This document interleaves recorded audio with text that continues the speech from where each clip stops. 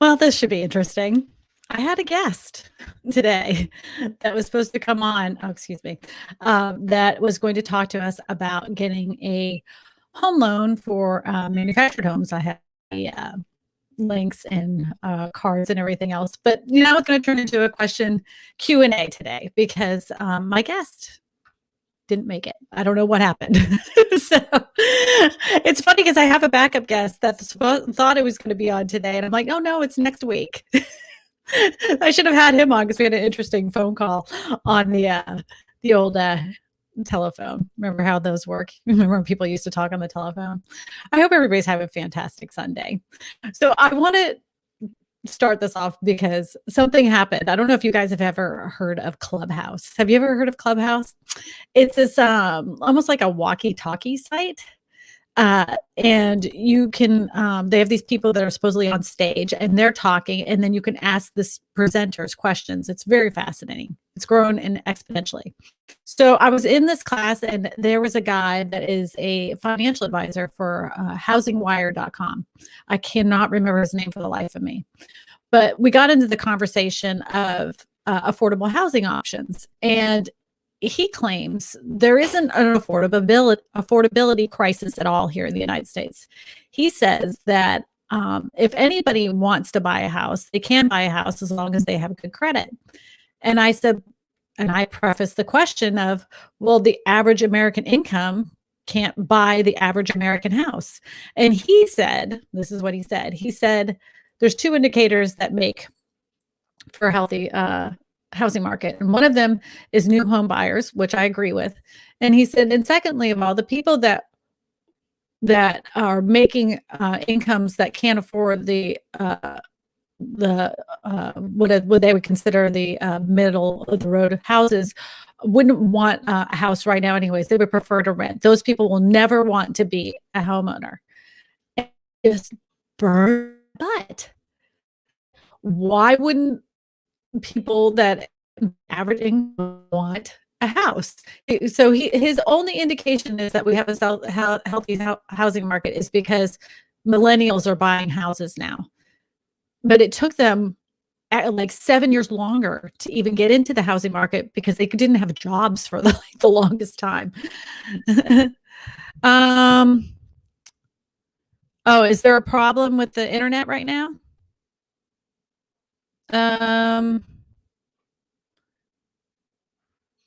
Oh, is there a problem with the internet? Eddie, let me know.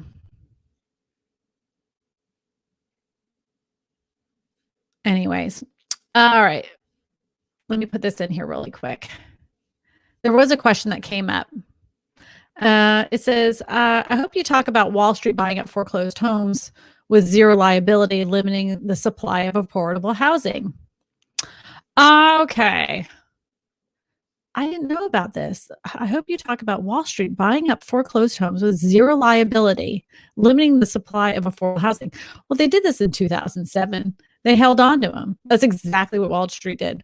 We as a country, we as in the House and all that, bought up all these bad loans. We gave the banks the money so they could buy up these bad loans.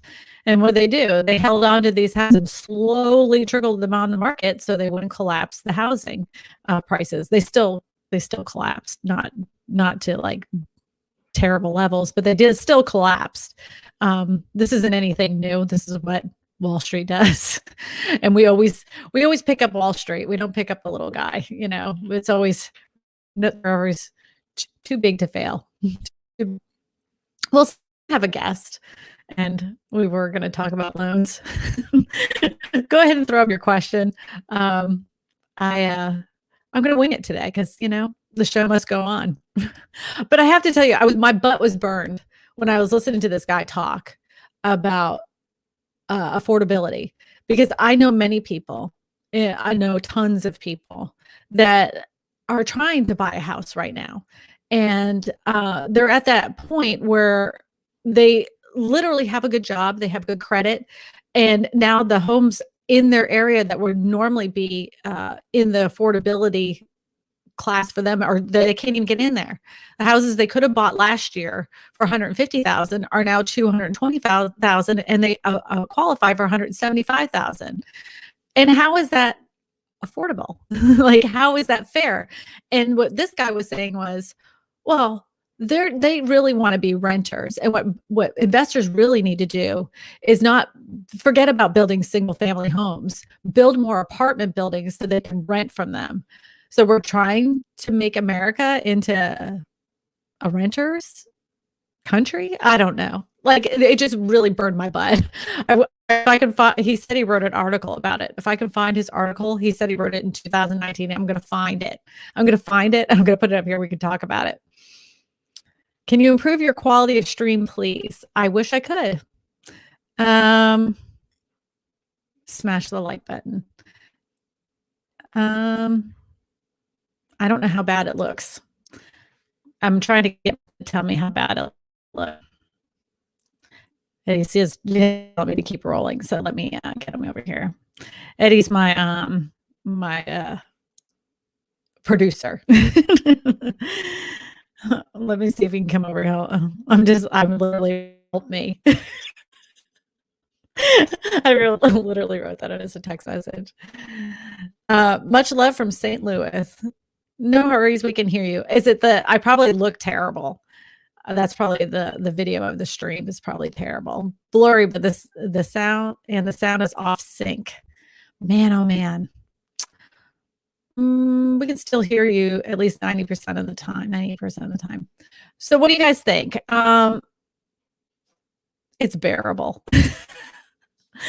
So what do you guys think? Should I go ahead and try to restart this stream? You tell me what you want. There's 78 of you. I will restart the stream if it doesn't seem like it's because I don't want to give you anything. I don't want to give you something terrible to look at and listen to. You restart, or do you want me to restart? Is it no comma restart or no restart? We can survive. All right, so everybody, just give me the video and sound are way off. You know, the thing is, I'm going to let you know right now. We've had internet issues with Cox from for a while now. And I knew this yesterday. So I went ahead and put a hotspot on my phone thinking that would help. And no, it's really not that bad. Okay, good. Mine was a little jumpy. I'm trying my best. I really do want to have a conversation with you guys. So I am trying my best. So anyways, but the Cox said they're going to come out here and fix it on Monday. This is going to be like the 8th time they've come out here to fix our internet. And I've decided I'm going to go ahead and get a dedicated line that goes straight in the house. And that way I don't have to worry about borrowing the line from anybody else. So let me tell me your housing nightmares right now. I'd love to hear them. This is so bizarre. I've never had a guest not show up. I had all these slides to show too. So weird. So weird. Well, here that came up in there was a question that came up through Instagram. I'm wondering if anyone can answer it for me. I got approved for $195,000 with an FHA loan, but unfortunately, that is right under the threshold of what I need to get into a decent neighborhood, just like I was talking about earlier. Do you have any tips or vids in terms of helping increase my loan amount?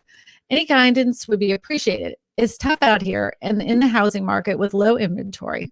And then he wanted to know what time my live stream was at. Okay, so here's the thing.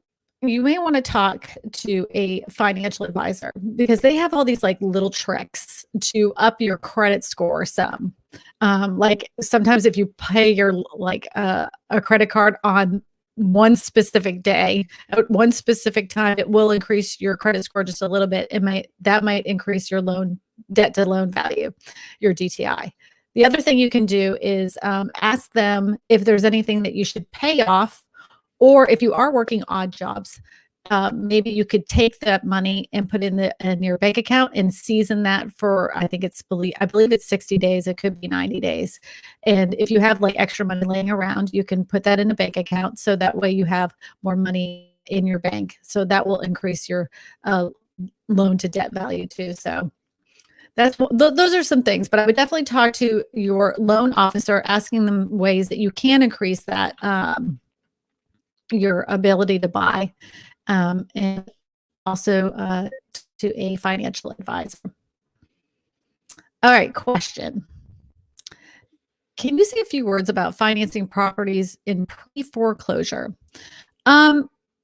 So with anything in pre-foreclosure, they're going to be looking for cash deals. The good thing is if you're looking at a HUD house, that HUD will actually take from a individual before they would take it from an investor.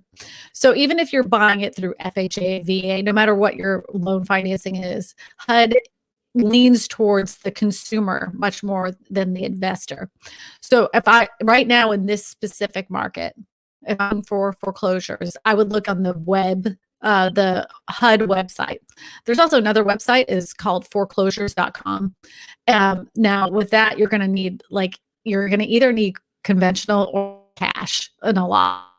That would be the best way to get those specific ones that are not a HUD certified foreclosure. And you're going to want a HUD certified agent as well. Okay, here we go. I know this one. Is it true that Boxable delivers for free anywhere in Nevada? If anybody doesn't know, I have a video out there. I've done 2 of them for a company called Boxable, and they make a foldable modular home. It's so cool. It's a wicked cool little device, and it's built to modular specifications, which means that it's built either at or higher than traditional stick-built homes. They haven't given me any more details from Boxable. I wish I had some more information. I do know that they were halted because of the building supply issue that had happened due to COVID, but they are now starting, and they'll be in full production by the end of the year in shipping. I would love them to be free shipping. I'm not sure about that, but I know that international shipping, you're definitely going to have to pay for that. Okay. Mary says, in California, I have many from the Bay Area and Los Angeles moving to Northern California. This is pushing my locals out of my market. It's happening everywhere. So I have friends that are in Texas, and I have friends that are in Arizona, and their markets are going up, 25%, because of the fact that people keep moving in from California, which is usually a good thing, except for the people moving in from California are buying, they want a house, they want a certain size house. They have more, they're more likely because they sold their house, their, $600,000 house let's just say in California was $600,000. And now they're able to buy it in Arizona, and a $600,000 house in Arizona is like literally like a little mansion in what they're used to. So they're bidding over just to get the house. And so that's driving the prices up. In Austin, Texas, it's insanity. A friend of mine went to an open house, and at the end of the open house on Sunday, they had 98 offers. I mean, I couldn't even imagine being the listing agent on that with 98 offers. That is a lot to go through, And it's like, how can the average person, just trying to get out and move? Some people are not even putting their house on the market because of the fact they're like, well, that's great. I'd love to put my house on the market and make as much money as I could possibly make, but where the heck am I going to go? There isn't enough on the market. Most markets right now only have a 1-month supply, would normally have about a 6-month supply, or even a 3-month supply would be better than what there's going on now. And everybody slowed down just a scotch, but it doesn't look like it's doing that right now. Kingdom Kid 7.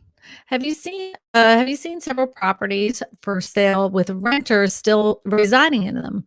What is the sellers attempting to do with this tactic? It's not a tactic. Sometimes people are just looking to get more liquid with their investments, and they're willing to let the property go and give it to somebody else as a an investment. It happens all the time. Sometimes you can't, like for instance, if you're wanting to retire and you wanted to get rid of your investments, you can't kick those people out of the house. So you can't sell the house and say, "Hey, you're out," unless they have it written in their lease agreement. But most people that are looking for investment properties are pretty stoked to have renters that have already been paying in the rental property itself. It's a good tactic, I would say, because of the fact it's been rented and it has good renters already established in the property. Okay, Kyle, do you see any price drop in houses with the increase in rates? Not right now. I don't. It wasn't a high enough of an increase to make people stop. Really don't have why. That's the biggest problem. There's only one area in the United States which totally shocked me that I know is reducing in price and has been for quite some, like a good bit of time, and that is Venice Beach, California. Mind blown.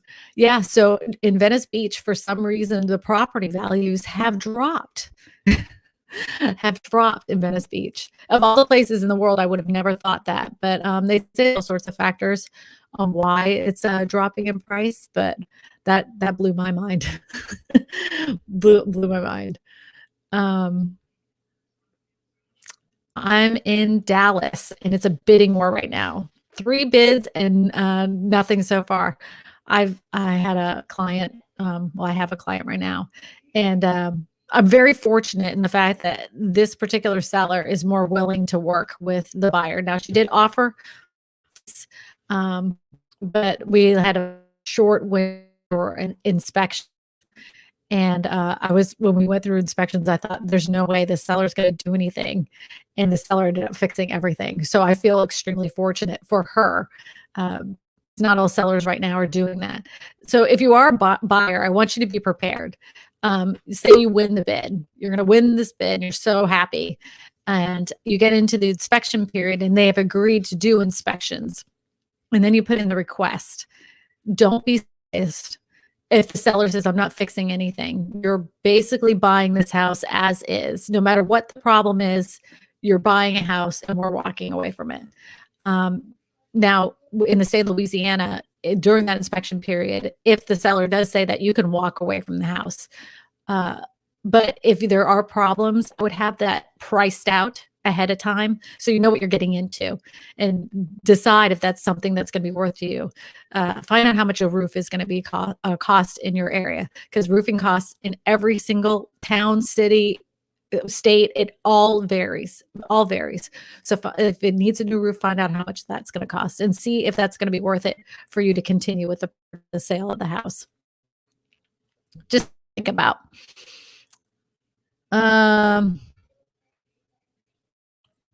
Let's see. I'm buying a home that has a back unit that is not in the tip-top shape. Can I request an external appraisal, or is this something the lender has to decide? I'm afraid the appraisal will fail. Okay, so every state's going to be different, but I know here in Louisiana, if the external unit is attached to the house, that is included in the appraisal. If the external unit is not attached to the house, that's just considered almost like a storage unit or a shed, and it may add very little value. And if it has different utilities, that will affect the appraisal as well. You should be okay though. With this market, you should be fine. Just let the appraiser know if it's has its own individual utilities. That makes a big difference.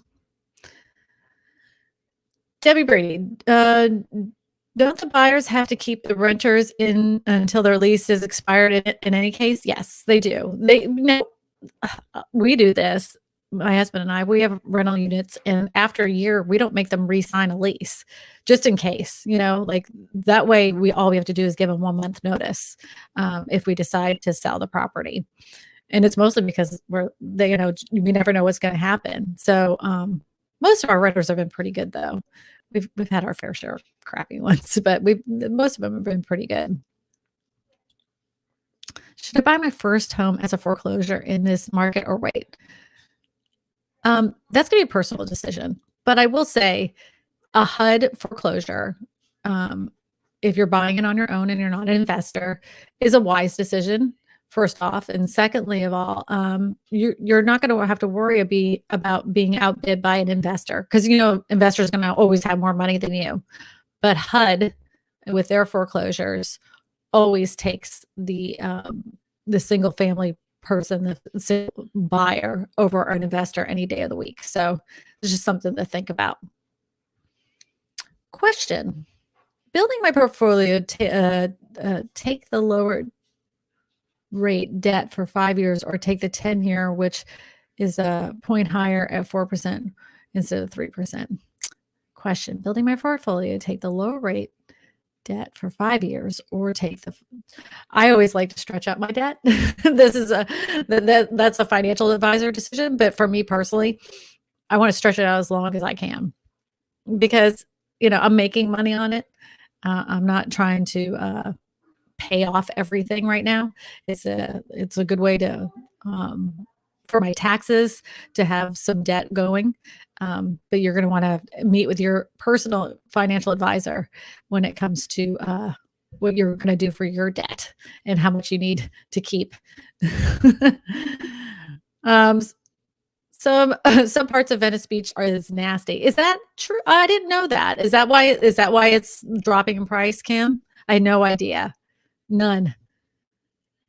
Question: I'm buying a home that is I already did that question. Sorry, excuse me. Okay. Are most sellers right now baiting with low asking prices? I've seen that. No, I have seen that. I've seen that it is a tactic that they do, is that they know, let's just say the neighborhood is selling at 275 and they'll price the house at 250, causing a big stink. And the listing agent does this on purpose because he wants to create as much hype over it as possible. So it creates a bidding war. I hate this market. I'm not going to lie. I know that's probably, you don't believe me when I tell you this, but honestly, this is the kind of market that I don't like because it isn't fair. It's so unfair. It's weighted so against a buyer that, sellers can pretty much do whatever they want, and that makes me sad. But it is a tactic that they use. Lawnmower, the commonologist. I love this man. Lawnmower. Does the up a conventional fireplace to wood burning insert add any value? I just remembered where I live, where you live, where all you live. I just remembered where you all live, where you live. Well, here in Louisiana, fireplaces are kind of a nuisance because we don't run them all the time.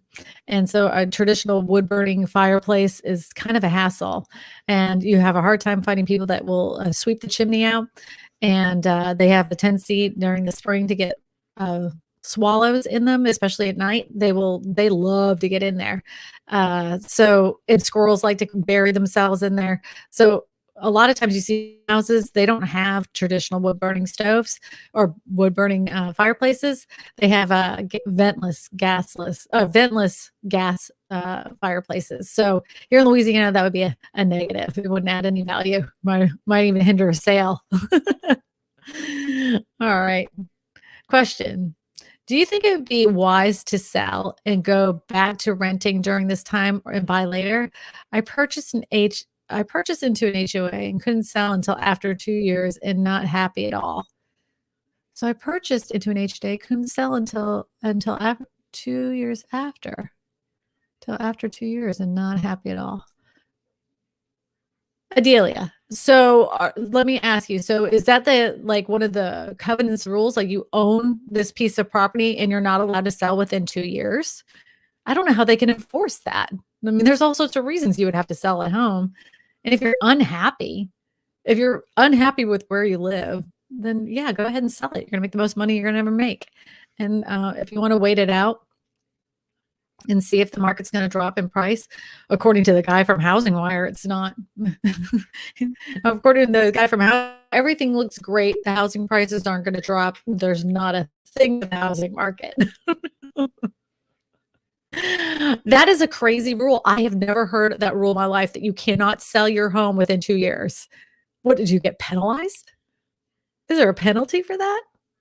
That's insanity. I already made the 2 years in Boca Raton. I love Boca Raton, though. I have to tell you, it's beautiful. It's a beautiful area. What a bummer. I've never heard that before.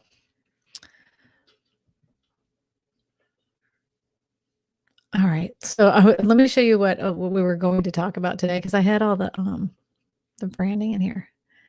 we were talking about we were going to talk about this. Let's see if it'll show up. I don't even know if it's going to show up. We're going to talk about inspections of a manufactured home. We're going to talk about loans. But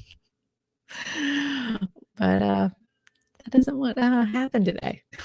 So we're rigging it. It could be their loan. Is it Adelia, is it a condo? I just don't know how they can enforce that. That just seems so strange.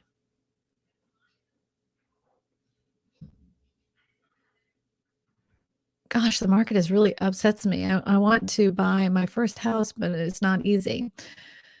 Maggie, and I feel your frustration. So I have gone out with this year's mostly first-time home buyers. And the first girl I went with, she was actually under contract, and that guy lost the house because he took the forbearance when he was under contract. We didn't know it until the day of closing, where he kind of lied.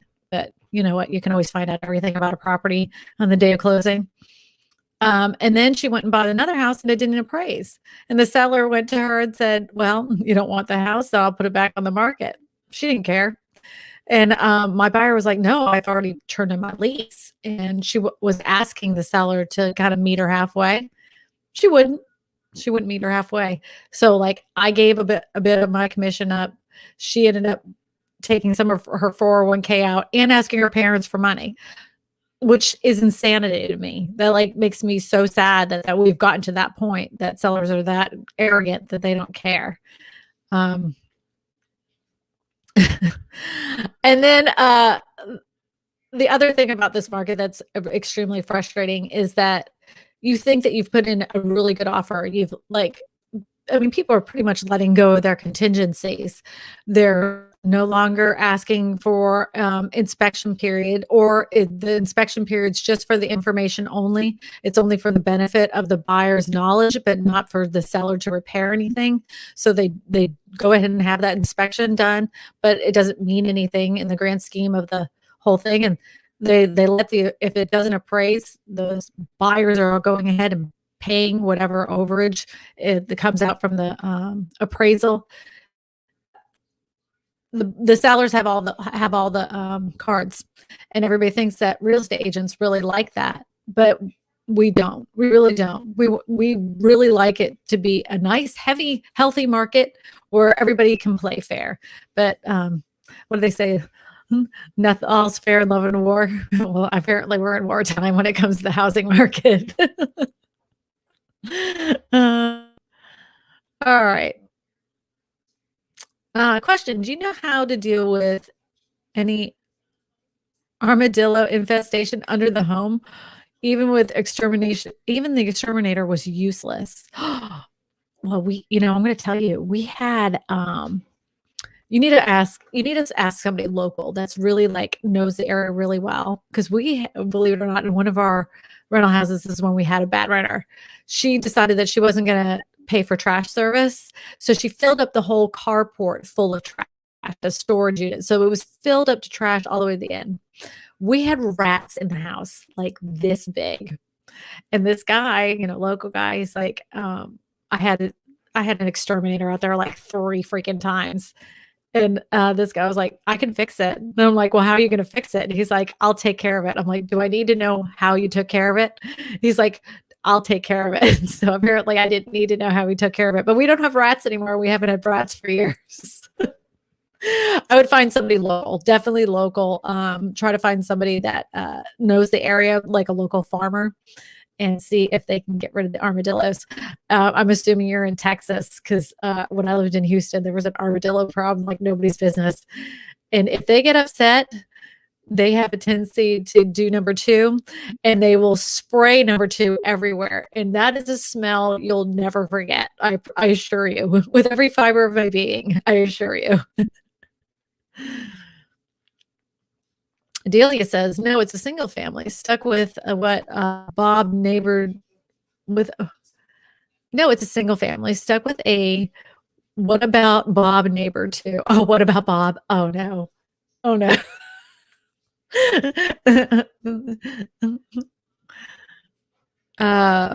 Delia says, rags wet with wet ammonia, leave them outside and they will go away. I've heard, the other thing I've heard, which didn't work for us, was mothballs. It just made everything smell like mothballs, which is a pretty foul odor. I know you can do traps too, but I would just find somebody local that knows how to take care of them. Well, it looks like my guest forgot about us, and we're not going to be able to do a normal stream like we normally would with guests. And it doesn't look like questions for me today. Honolulu's been out there for years, and hardly anyone owns the land the house is on. Really? Is that true?